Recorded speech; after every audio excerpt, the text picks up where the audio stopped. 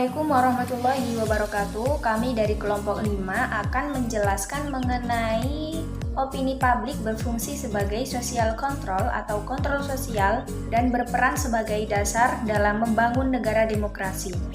Kelompok kami terdiri dari Muhammad Amirul Fuad, NIM 933501719, kemudian Ariza Zuhri, NIM 933507319, kemudian Bagas Indra Sasmita 933508219, kemudian Evi Nur Alfianti 933508519, kemudian Nur Ahmad Ramadan 933509119, dan Muhammad Alfianto Brian Pratama 933509919. Kemudian yang terakhir adalah Imam Syahroni, NIM 933581219. Oke, yang pertama saya akan menjelaskan mengenai pengertian dari opini publik. Sederhananya, opini publik ini dinamakan sebagai kegiatan yang mengungkapkan dari seseorang apa yang dia yakini, dinilai, dan diharapkan masyarakat untuk kepentingan mereka dari situasi tertentu.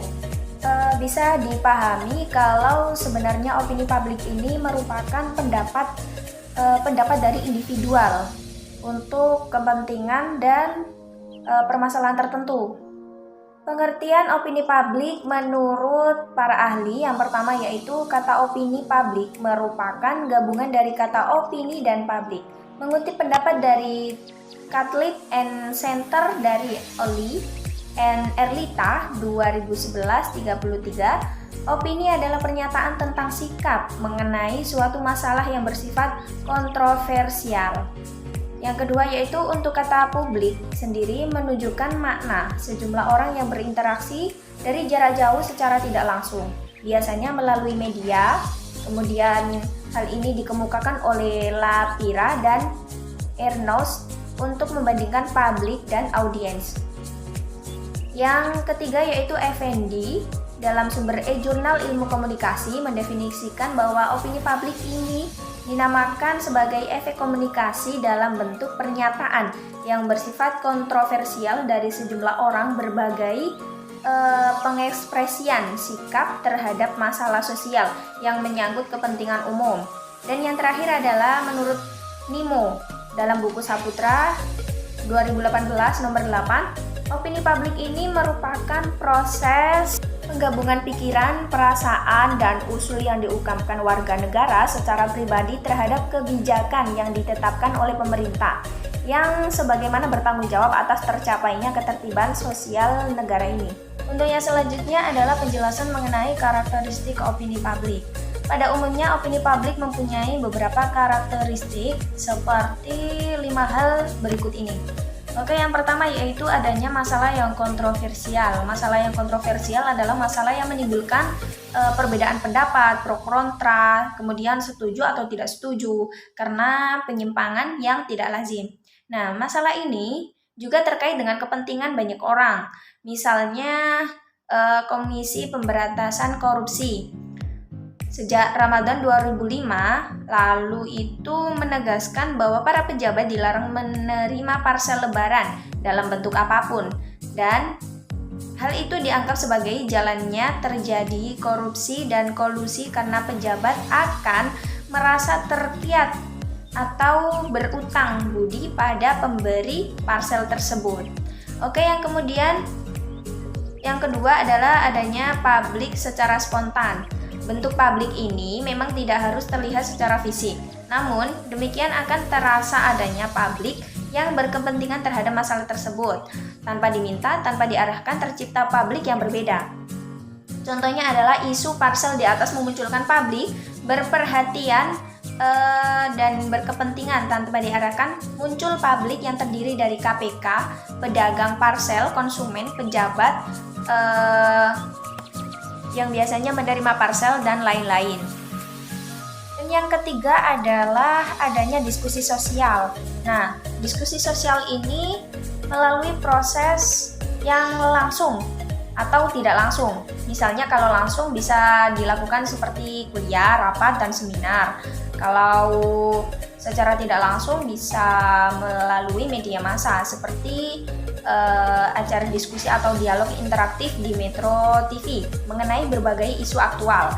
Dalam acara seperti news.com, terdapat pula diskusi secara spontan, misalnya dipertemukannya para pedagang parsel dengan anggota KPK. Nah, di sini terjadi diskusi secara spontan di antara mereka, saling timpal menyampaikan argumentasi, sirkular, laksana gayung bersambut, dan penonton di rumah pun berdiskusi secara spontan untuk mengemukakan opininya kepada keluarga atau kawan lainnya. Nah, untuk lebih jelasnya bisa dilihat pada opini di Kompas setiap hari. Oke, dan selanjutnya adalah adanya opini yang mudah dirubah dan berubah. Opini-opini yang timbul dalam masyarakat yang mempermasalahkan hal-hal yang sedang hangat dapat berubah atau diubah setelah adanya perkembangan atau informasi baru dari orang lain, pers, penjelasan pemerintah, dan lain-lain. Contohnya, bisa saja anggota KPK berubah opininya setelah melihat kenyataan memburuknya perekonomian rakyat yang diindikasikan secara mikro dengan sepinya order pedagang parsel. Mereka terenyuh dan berempati. Kemudian yang terakhir adalah adanya ekspresi atau pernyataan secara spontan, di mana muncul pernyataan atau pendapat mengenai masalah sosial ini atau isu yang kontroversial tersebut tanpa diarahkan, ditekan, dan dipaksakan. Ini karena setiap masalah tersebutlah yang menimbulkan opini publik. Nah, contohnya pedagang parsel, KPK, mahasiswa untuk mendiskusikan, kemudian ada penonton yang di rumah yang menyaksikan tersebut bisa mendiskusikan juga, kemudian yang mengikuti acara NDC tidak diarahkan, dikendalikan, bahkan diintimidasi untuk mengemukakan opini yang mendukung untuk menolak. Nah, hal itu semua terserah pada individu tersebut sesuai dengan penilaian atau penafsirannya masing-masing. Ya baik, materi selanjutnya yaitu tahap-tahap opini publik. Menurut Yanke Lovitz berpendapat bahwa opini publik terbentuk melalui 7 tahap, yaitu 1.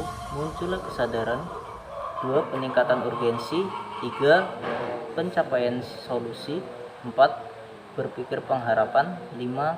Penguatan pilihan, 6. Penentuan sikap imajinasi intelektual, 7. Membuat penilaian bertanggung jawab secara moral.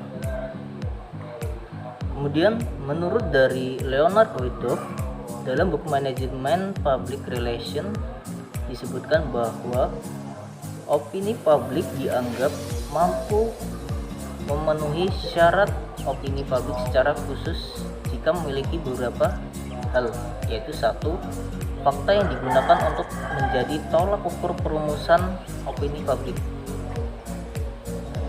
yakni tentang penilaian antara baik dan buruk. 2. Penggunaan fakta.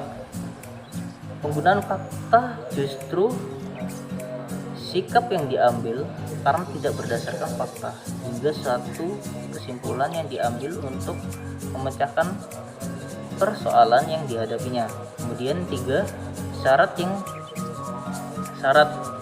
sebagai opini publik yang khas dapat ditinjau dari, yaitu fakta, nilai-nilai opini publik, dan kompetensinya. Ya, baik, saya akan melanjutkan tentang fungsi opini publik. Pada hakikatnya terdapat 2 fungsi utama, yaitu fungsi kognitif, fungsi identifikasi. Berarti memberikan pengertian, sehingga dengan pengertian itu seseorang dapat objektif menghadapi masalah yang merebak dalam masyarakat. Dan fungsi identifikasi sendiri yakni berfungsi memperkenalkan pendapat-pendapat yang merupakan kesepakatan kelompok pada individu-individu anggotanya. Dan menurut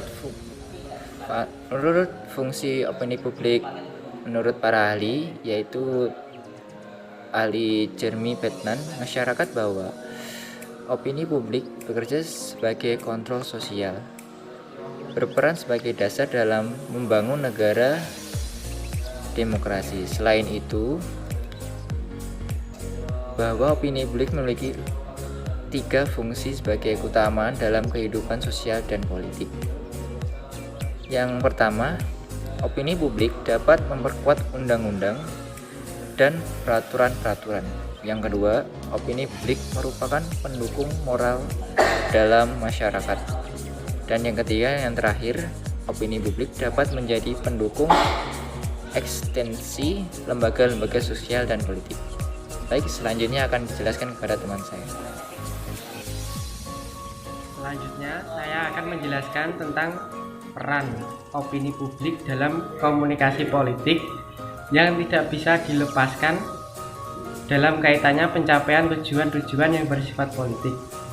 Peran ini sifatnya adalah umum sehingga cukup mudah untuk kita pahami. Yang pertama menguatkan kekuatan elit politik, dan yang kedua demokrasi yang semakin terasa.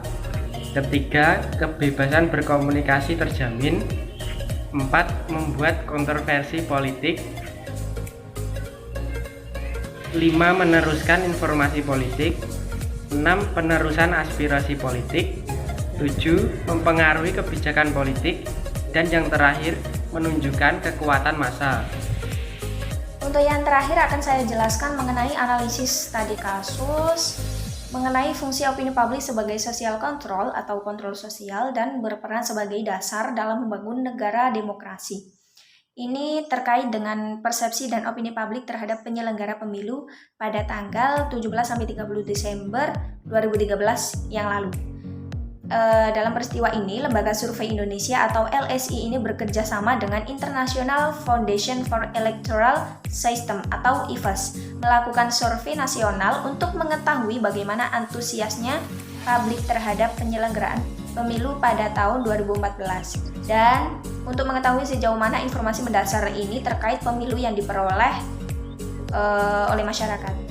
Nah, survei ini dilakukan secara tatap muka dengan 1.890 responden pada 33 provinsi dengan margin of error plus minus 2,3% dan tingkat derajat kepercayaan ini 95%. Nah, survei ini juga ditujukan untuk menggali persepsi dan juga opini publik terhadap penyelenggaraan pemilu dan isu-isu yang berkaitan dengan pemilihan seperti politik uang dan dinasti politik. Hal ini terdapat 4 kunci sebagai titik temunya. Untuk yang pertama adalah sebagian besar pemilih memperlihatkan tingginya keinginan untuk berpartisipasi dalam pemilu 2014, namun pada sisi lain, informasi tentang pemilu yang mereka punya masih sangat terbatas.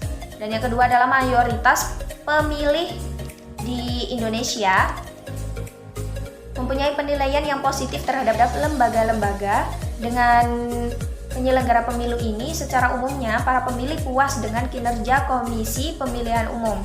Kemudian, usaha-usaha mendidik pemilih harus lebih ditingkatkan untuk memperkuat kepercayaan pemilih terhadap Komisi Pemilihan Umum. Televisi dan para pemimpin masyarakat di tingkat lokal sangat mungkin dimanfaatkan sebagai sumber informasi tentang hal yang berkaitan dengan pemilu tahun 2014 ini.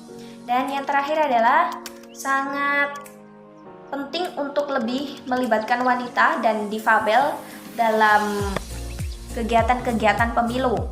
Dari pernyataan kasus di atas, terdapat banyak opini publik dari setiap individu masyarakat dan juga dari banyak hasil dari riset atau